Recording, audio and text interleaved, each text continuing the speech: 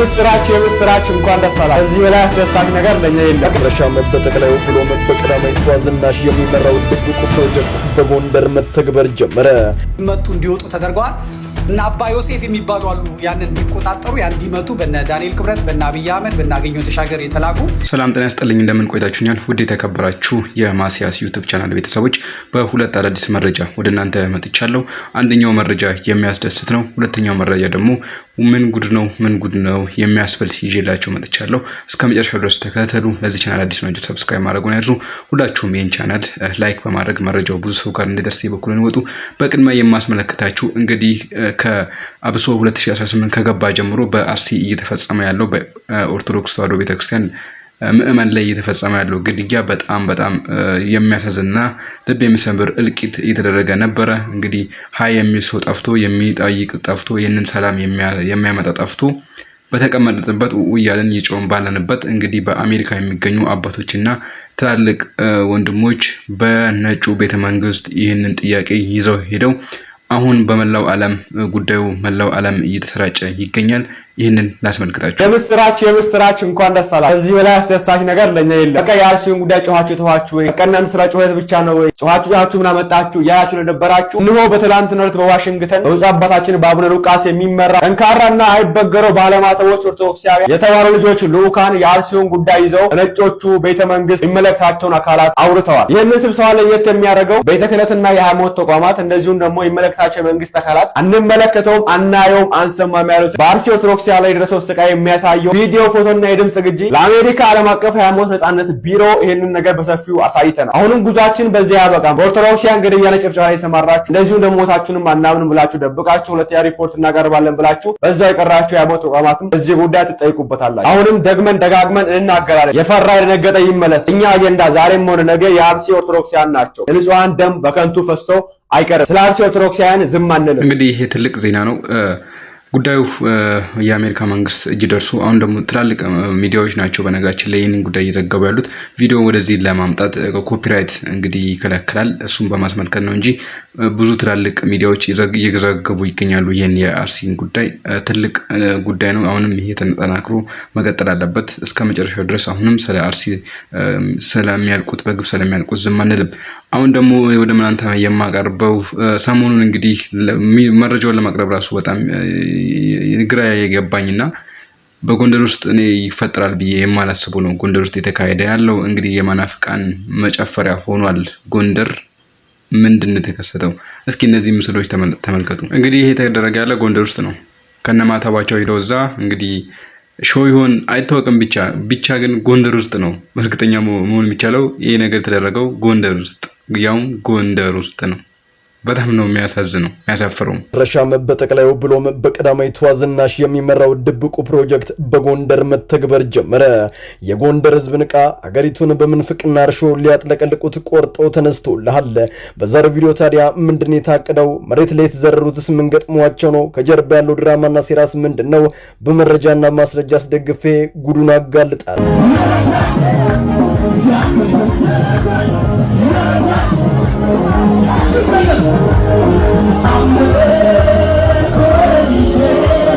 እግዚአብሔር ሆይ ዛሬ በፊት ቆመናል፣ አደባባይ ላይ ቆመናል። ከዚህ በኋላ ልማት በዚህ ምድር ላይ የተነገረው ማዕደኗ ሊወጣ በረከቷ ሊወጣ ትውልዱ ወደ ልማት ሊመለስ እናውጃለን። አየሩ ላይ እናውጃለን። አውጁ። ከዚህ በኋላ ትውልዱ ወደ ልማት፣ ወጣቱ ወደ ልማት፣ ህዝቡ ወደ ልማት። የጎንደር ህዝብ ምን ነካው ሲሉ በአሁኑ ሰዓት ብዙዎች በተመለከቱት ቪዲዮ ቅሬታ አድሮባቸው መጠየቅ ጀምሯል። ጎንደር የአፄ ቴዎድሮስ የባለሟተቡ ሀገር ዛሬ ህዝቧ ምን ነክቶታል ለሚሉት ይኸው ምላሽን ይዤ ብቅ አልኩ። እንደሚታወቀው ባለፉት ዓመታት በስመ ልማት ጠቅላዩና የጎንደሯ ተወላጅ ባለቤታቸው በተደጋጋሚ ጊዜ ጎንደርን ረግጠዋታል። ዓላማው ምንድነው? የተማረ ሰው ጥያቄ ነው። አውሮፓውያን አንድ ስትራቴጂ አላቸው። የእነሱን አስተሳሰብ፣ እምነት ብሎም ባህል ሊያራግፉባቸው ሲፈልጉ እንዲህ ብለው ይመጣሉ። በስመ እርዳታ እናግዛችሁ፣ በስመ ልማት እናልማችሁ እያሉ ቀስ በቀስ ይገቡና ከጎን ድብቁን አጀንዳዎቻቸውን አስፈጽመው ህዝቡን በዚያ ተጽዕኖ እስከተው ውልቅ ይላሉ። ይህንን በደንብ የሚያውቁት ጠቅላዩና ባለቤታቸው ፋሲለደስን እያደሱ መንገድና ትምህርት ቤት፣ ሌሎችንም ነገሮች በስመ ልማት ስም እያከናወኑ ከጎን እንደ ምዕራባውያኖች የምንፍቅናውን እርሾ በህዝቡ ላይ ይረጫሉ። ለዚያም ነው ዛሬ ያቺ ድንቅ የእምነት ሀገር፣ ያቺ በሀገሩና በሃይማኖቱ ድርድር የማያውቀው ጀግናና ኩሩ ህዝብ መገኛ የሆነችው የቴዎድሮስ ሀገር ዛሬ የምንፍቅናው ቁንጮ ሐሰተኛው ነቢይ ዘካርያስ ይዘልባት ውሎ ያደረው። እናም በምስሉ ላይ እንደምትመለከቱት በርካታ ምዕመናን ተዘርሮ ትመለከታላችሁ። ይህ ነገር ቀድሞ ድራማ የተሰራበት በኋላም ለህዝብ በትወና መልክ የቀረበ የሐሰት ስራ ነው።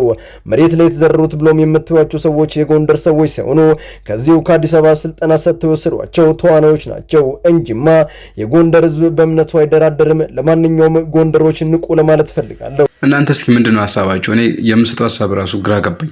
እስኪ እናንተ ሐሳብ ያስተታችሁን ኮሜንት ላይ አስቀምጡልኝ። እስኪ በመጨረሻ ግን የማስመለከታችሁ መምህር ዘመንኩን ስለዚህ ጉዳይ ያነሳውን ነጥቦች አሉ። እስከ መጨረሻው ድረስ ተከታተሉ። መልካም ቆይታ ነው። እና አባ ዮሴፍ የሚባሉ አሉ ያን እንዲቆጣጠሩ ያን እንዲመቱ በነ ዳንኤል ክብረት በነ አብይ አህመድ በነ አገኘሁ ተሻገር የተላኩ የጎንደርን ቤተ ክህነት አንቀው ያዙ። ታስታውሳችኋላችሁ። አባ ዮሴፍ ማለት የዋሃቢ እስላሙ አቶሚክ ቦምብ ነው ምናምን ቦምብ በገበያ ውስጥ አስቀምጠው ጎንደርን ሊያወድማት ነበረ ብለው የነበሩት ሰው ናቸው። ዛሬ ሊቃውንቱን በሙሉ ከጎንደር አስወጥተዋል። በጎንደር ያሉት ሊቃውንት አንገታቸውን ደፍተዋል። እዛ አሁን ሌላው እግሩን እንዲያስገባ አድርገዋል። ዲያቆን ዮርዳኖስ አበበ አንዲት ነገር ለጥፎ አይቸው ነበር። የታድሶ መንፍቅናው ጎንደር ውስጥ በሁለት እግሩን አስገብቷል። ፖለቲካ ደግሞ ሽፋንና ማስፈራሪያው ነው የሚለው። ስለዚህ ታድሶቹ ቤተ ክህነቱን ይዘውታል፣ ቤተ መንግስቱንም ይዘውታል፣ ቢሮክራሲውንም ይዘውታል። ከዛ እዛው ደግሞ ያስፈራሯቸዋል። ልክ ስትናገሯቸው ፋኖ ናችሁ ይሏቸዋል፣ ጸረ ልማት ይሏቸዋል፣ ጸረ ምን ይሏቸዋል። ለማሰር፣ ለመምታት፣ ለመግደል ተመችቷቸዋል። ብዙ ጊዜ በምዕራቡም በምስራቁም የምንፍቅናው የሚፈላበት የሚራባበት ጊዜ ሀገር እንደዚህ አይነት ቀውስ ውስጥ ስትገባ ነው። የዋሃቢ እስላምን የጽንፈኛ የፕሮቴስታንቱም ኃይል ራሱን የሚያደራጀውና ራሱን የሚያስፋፋው በእንደዚህ አይነት ወቅት ነው። አሁን ኦርቶዶክስ መሆን መሸማቀቅ ነው። ኦርቶዶክስ መሆን በፍርድ ቤት በፖሊስ ጣቢያ ተሰሚነት የለውም፣ ተደማጭነት የለውም። ስለዚህ በዚህ ሰዓት ለምን እንዴት ብሎ የሚጠይቅ በሙሉ ዋጋውን ያገኛል። እነሱም በተቻላቸው ፍጥነት እየሄዱ ነው። እንግዲህ ማስታወቂያውንም ጀምረዋል። የሚችሉት ወጣቶች በፍጥነት እነ ዝናሽ ታያቸው ይህንን እየላኩ ነው። ሰሜኑን ለጎንደር ለመስጠት በዘመቻ መልክ ማስታወቂያ እንዲሰራላቸው፣ ፕሮሞሽን እንዲሰራላቸው፣ የቴሌቪዥን ፕሮግራሞች እንዲሰሩላቸው፣ ምናልባትም የአየር ትኬት የሆቴል ማረፊያም የክልሉ መንግስት ሊያዘጋጅ ይችላል። እነሱም ደግሞ ፈንድ አላቸው፣ ችግር የለባቸውም። ያለ ካልሲ በሱፍ ጫማ አጭር ሱፍ የሚያደርጉ ታይት የሚያደርጉ ቡቶክስ የሚወጉና ሰውነታቸውን በሜካፕ ሴቶች ዘንድ ወይዘሮ የሚያስመስሉ ምንድነሹ ብርቱካን የሆኑ ሰዎች ለጎንደር ኢየሱስን እንዲቀበል ጌታን እንዲቀበል ሊያደርጉት ሊሄድ ነው። በ44ቱ ታቦት በነ ሊቀ ሊቃውንት እዝራ ሐዲስ ሀገር ላይ በነ የኔታ ሄኖክ ሀገር ላይ እንግዲህ ኢየሱስ እየመጣላቸው ነው። ኢየሱስ ጎንደር የቴዎድሮስ ሀገር መጠበቅ ነው። እንግዲህ እጅግርን ተይዘህ የግድህን ትጋታታለህ። መልካም ዛሬ ወደ ዋናው እንትን እንሄዳለን። ሁለት ነገሮችን አይተን አንድ ሰው ሲያወራ እየሰማሁት ነበር በሚገርም ሁኔታ ማለት ነው። ከዛ ስንመጣ የመከላከያ የባለስልጣናት የብአዴን ባለስልጣኖች ያሉበት መኪና አለ ምናምን አለ እና እኛን ፋኖች አስቆሙን። ፋኖች ሲያስቆሙን ሄጄ ለፋኖቹ አለቃ እኔ ማቃጠሬ ነው አለ ሰውየው። ከኋላ ያለው መኪኖች ውስጥ ምናምን ያሉት ብአዴኖች ናቸው፣ የዚህ ባለስልጣኖች ናቸው፣ ከኋላ እየመጡ ነው ምናምን አልኳቸው አለ። ኧረ እባክህ አዎ ምናምን። ከዛ ፊሽካ ነፋ ቶሎ አላለ። አዎ እሺ እግዚአብሔር ይስጥልን አለ። ወታደር አልያዙ ምናምን እንትኖች ናቸው የመጡ ስል እንግዲህ አሉና በሉ ሂዱ አሉን። መኪኖች ተነስተው ሄዱ። እነዛ ወደ ጫካቸው ሄዱ። ከዛ የብአዴን ኃላፊዎቹ ወደ ደብረ ታቦር ገቡ እና አፍሬ የምገባበት እንዴ ለራሱ ለብአዴን ነው ለካስ የነገርኩት። ከዛ በኋላ ካለፉ በኋላ እንደገና ብቅ ብለው ከጫካ ወጥተው እንትን ይላሉ። እንዲህ አይነት ሚሽን ነው እየተሰራ ያለው። ትክክለኛ ፋኖቹ ቦታቸውን ይዘዋል። እነዚህ ሽፍታና ወንበዴ ይጸዳል። ከብአዴን ጋር ነው የሚጸዳው። አሁን የብአዴን ሰዎችን ወሳኝ ሰዎችን ወሎ ላይ እየሰማችሁ ነው፣ ሌላም ቦታ እየሰማችሁ ነው።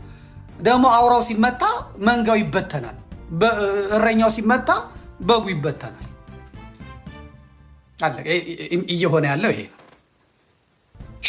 ሸዋ ስንመጣ ሸዋ የነ መከታው በቃ አለቀ። አሁን እነ ማስረሻ ከወጡ ጎንደር ያለው የነ ደረጀ አፋድነቱን ትቷል። ይሄኛውን ልጅ እኔ በድፍረት እነግራቸዋለሁ። አሁን አፋድ የሾመውን ልጅ በጣም ወዳጄ ነው፣ አናግረዋለሁ። ሹመቱን የተቀበለው ልጅ አናግረዋለሁ። እና አስረስን ነው የሚጠላው። ወንድሞቹን ነው አስረስ የገደለበት። መርጦ ለማርያም ላይ አረደበት ወንድሞቹን። ስለዚህ የጸቡ ዋና ምክንያት ያ ነው። አሁን አፋድ የሾመው ሰው ማለት ነው። እደውልለታለሁ። እግዚአብሔር ምስክሬ ነው። ባልደውልም ንገሩት። እያየ ሊሆን ይችላል። ዘመዴ ነኝ፣ ደውል። ዘመዴ ነኝ፣ ጻፍልኝ፣ እነግርሃለሁ። አሁንማ ቀልድ የለም። ስለዚህ እነ መከታውም አጠገባቸው ያሉት ብአዴኖች እየሳሱ ነው የሚመጡት። የወሎ ሰራዊት እየጠነከረ ከመጣ ወሎ ላይ ሊገጥሞ የሚችለው ዋሃቢ ነው፣ የብልጽግና ዋሃቢ ነው። እሱ ደግሞ ሰልፍ የጌዲዮን ጎዶልያስ ብሎ መነሳት ነው። ምንም ችግር የለው። ከዚህ በኋላ የሚመጣው አማራ ከፊቱ የሚመጣውን በሙሉ ጫፍልቆ ነው የሚያልፈው። ምንም ጥርጥር የለው። ስለዚህ እና አስረስ ሌላ እንትን ጀምረዋል። ከአፋድ ጋር እንነጋገር ብለው ከእስክንድር ጋር ምናምን ከነ ደግሞ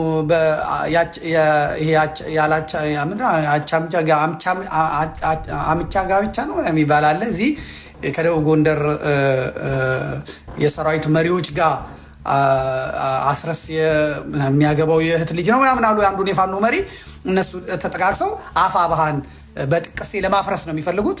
ግን አፋብኃም ደግሞ ሌላ ነገር ቢዘጋጅ ጥሩ ነው። ለአፋብኃ ሰዎች ይህን ብትነግሩልኝ፣ ቆርጣችሁ ብትልኩልኝ ደስ ይለኛል። ክረምት እስኪገባ ድረስ ጎተቷቸው። ክረምቱ ሲያልፍ ይመጣሉ አልኳቸው። ክረምቱ ልክ ሲያልፍ መጡ። አሁን ደግሞ እሽት እያደረጉ ነው ያሉት።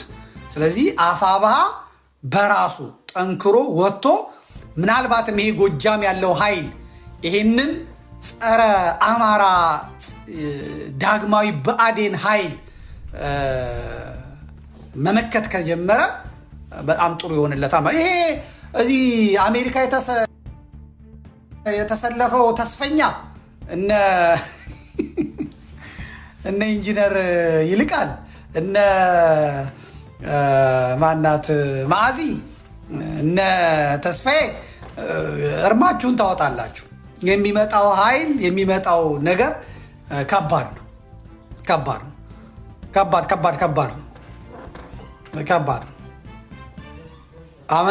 አሜሪካ ላዘጋጀችው ለሽግግር መንግስት ልትመቹ ትችላላችሁ። ግን መሬት ላይ ያለው ህዝብ እንዴት አድርጎ ይሆናል ነው?